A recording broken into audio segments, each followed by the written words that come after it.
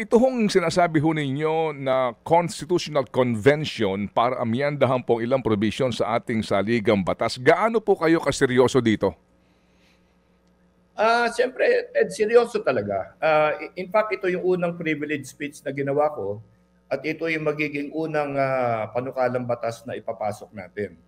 Alam mo, matagal na panahon na ito. Gusto ng lahat ng presidente ito mula pa ni Pangulong Ramos na baguhin yung saligang batas doon sa mga pagkakamali nito. Ngunit, siyempre, napakaraming problemang pinagdadaanan ng mga panukala parang ganyan. Walang nangyari. 47 years, 48, mag-48 years na wala talagang naamyenda kahit isang salita.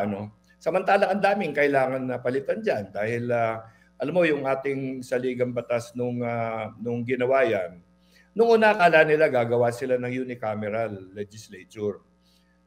Sa madaling sabi, parang parliamentary, isa lang camera, although presidential system pa rin.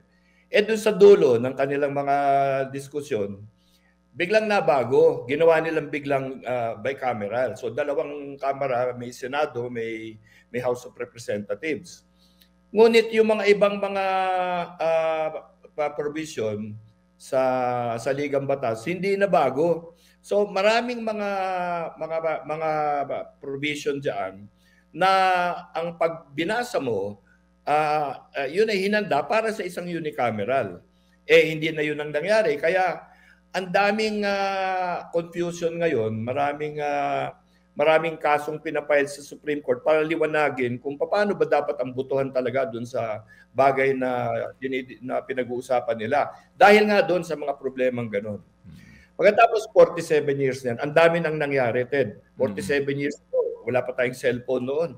Di ba? Baka pocket pen, wala pa nga eh. So ang nangyari ngayon, parang naiwanan na yung ating saligang batas. For example, walang banggit ng West Philippine Sea sa ating territorial limits. Walang banggit ng economic zone na isang importanteng bagay na dapat nalalaman ng lahat. So ito na, makikipag-away na tayo sa West Philippine Sea. Pero wala sa konstitusyon natin na atin yun. Mga bagay na ganyan. Ito, panahon ng barangay election. Hindi natin alam kung tuloy o hindi. At ang nangyari ngayon, may batas, ipopostpone hanggang next year. Alam mo, mga 5 beses na pinospone ito mula noong 2005. At dinagdagan na isang taon yung termino ng batas ngayon.